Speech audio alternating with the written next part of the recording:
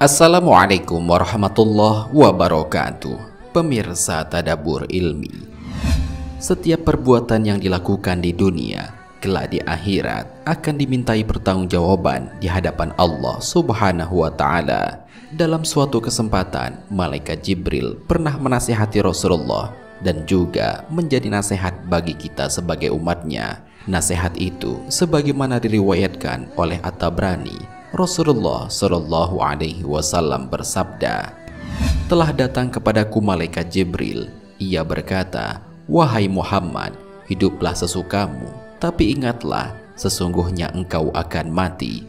Berbuatlah sesukamu, tapi ingatlah, sesungguhnya engkau akan diberi balasan karenanya. Cintailah siapa yang kamu suka, tapi ingatlah, sesungguhnya engkau akan berpisah dengannya.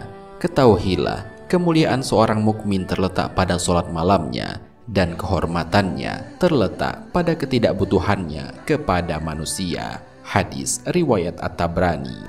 Pemirsa Tadabbur Ilmi, tahukah kalian bahwa kelak di padang mahsyar ada 4 hal yang harus dipertanggungjawabkan di hadapan Allah sebelum akhirnya umat manusia masuk ke dalam surga atau ke neraka? Lantas, apakah 4 hal yang harus dipertanggungjawabkan di hadapan Allah itu? Mau tahu jawabannya? Simak ulasannya dengan menonton video ini hingga akhir.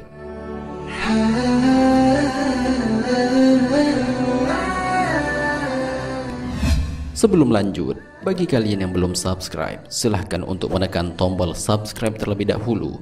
Aktifkan lonceng notifikasinya. Bagikan video ini kepada teman-teman kalian agar semakin banyak orang yang mendapatkan manfaat dari channel ini.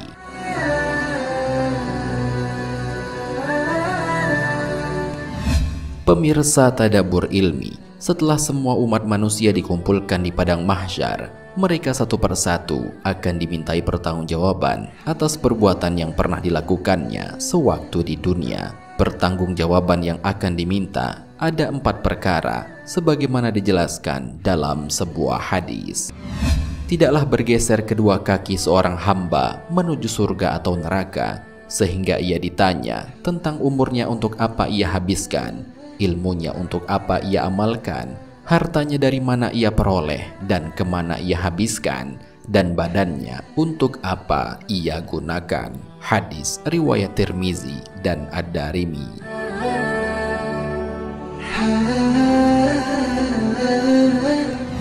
Umurnya untuk apa ia habiskan. Umur adalah waktu yang diberikan oleh Allah untuk hidup di dunia.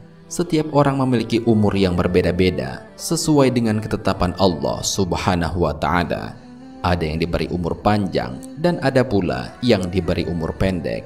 Tetapi yang terpenting bukanlah panjang dan pendeknya umur, melainkan untuk apa umur itu digunakan. Karena itulah yang akan ditanya di padang mahsyar. Jika umur yang dimiliki digunakan untuk banyak berbuat kebaikan, maka ia akan beruntung. Akan tetapi jika umurnya digunakan untuk banyak berbuat keburukan, maka ia akan merugi. Hal ini sebagaimana Allah jelaskan dalam Al-Quran. Demi masa, sesungguhnya manusia itu benar-benar berada dalam kerugian, kecuali orang-orang yang beriman dan mengerjakan amal soleh, dan nasihat menasehati supaya mentaati kebenaran, dan nasihat menasehati supaya menetapi kesabaran. Al-Quran Surat Al-Asr ayat 1-3.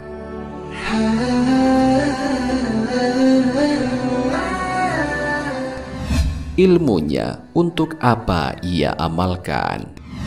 Allah Subhanahu wa Ta'ala telah memerintahkan kepada kita untuk menuntut ilmu, karena menuntut ilmu hukumnya adalah wajib.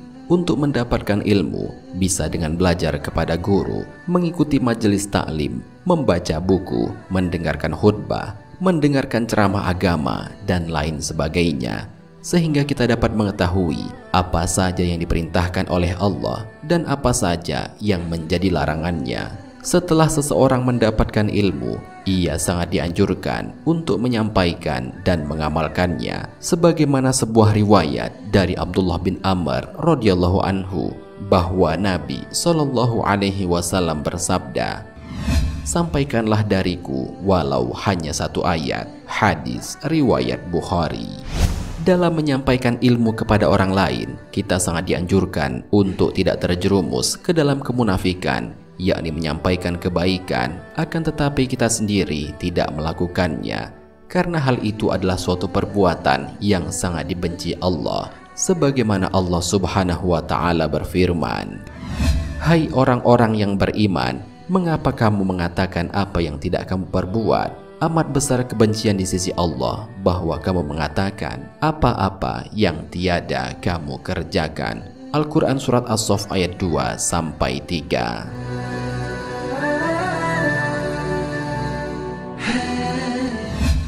Harta dari mana ia peroleh dan untuk apa ia habiskan. Hal selanjutnya yang akan dimintai pertanggungjawaban di hadapan Allah adalah soal harta, dari mana ia memperolehnya dan untuk apa ia habiskan.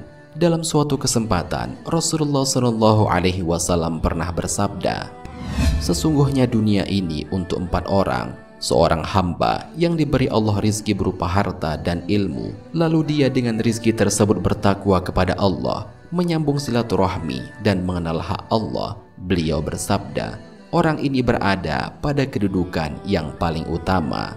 Beliau berkata, seorang hamba yang diberi Allah rizki berupa ilmu dan tidak diberi rizki berupa harta, lalu dia berkata, "Andai kata aku memiliki harta, aku akan beramal seperti amal si fulan." Beliau berkata, "Maka pahala keduanya sama." Beliau berkata, seorang hamba yang diberi Allah rizki berupa harta dan tidak diberi rizki ilmu, lalu dia menggunakan hartanya secara serampangan tanpa petunjuk ilmu, tidak bertakwa kepada Allah, tidak menyambung silaturahmi, dan tidak mengenal hak Allah. Orang ini berada pada kedudukan yang paling buruk. Beliau berkata, seorang hamba yang tidak diberi Allah rizki berupa harta dan ilmu, lalu dia berkata, "Andai kata aku memiliki harta, maka pasti aku akan berbuat seperti perbuatan si fulan." Beliau berkata, "Itulah niatnya, maka dosa keduanya sama." Hadis riwayat Tirmizi.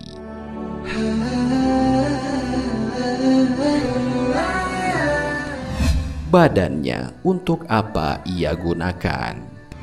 Allah Subhanahu wa Ta'ala telah menciptakan manusia dalam bentuk yang sebaik-baiknya. Ini adalah hikmah besar yang wajib disyukuri oleh setiap hamba. Oleh karena itu, tubuh yang diciptakan ini akan diminta pertanggungjawabannya di hadapan Allah. Apakah digunakan untuk menjalankan ketaatan atau malah digunakan untuk berbuat kemaksiatan?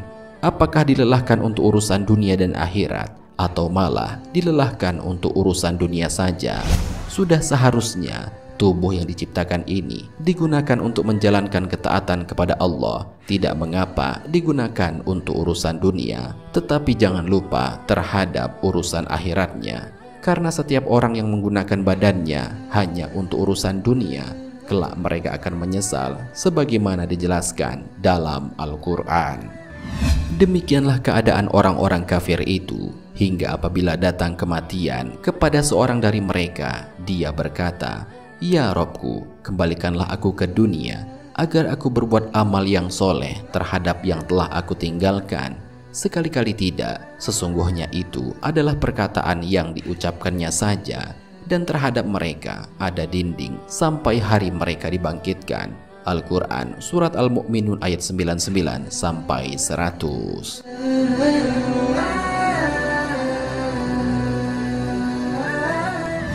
Pemirsa Tadabbur Ilmi, demikianlah pembahasan mengenai 4 hal yang harus dipertanggungjawabkan di hadapan Allah kelak di akhirat. Setiap manusia akan dimintai pertanggungjawaban tentang umurnya, untuk apa ia habiskan, ilmunya untuk apa ia amalkan, hartanya dari mana ia peroleh dan kemana ia habiskan, dan badannya untuk apa ia gunakan. Oleh karena itu, pergunakanlah sisa hidup ini untuk mengerjakan amal kebaikan, sehingga kelak di akhirat kita tidak akan menyesal ketika dimintai pertanggungjawaban oleh Allah Subhanahu wa Ta'ala. Amin ya Rabbal Alamin. Wallahu a'lam bishawab. Jika terdapat kesalahan dalam penyampaian ini, Admin mohon maaf, dan itu merupakan kesalahan dari admin sendiri. Jika ada benarnya, itu adalah dari Allah Subhanahu wa Ta'ala. Semoga bermanfaat. Wassalamualaikum warahmatullahi wabarakatuh.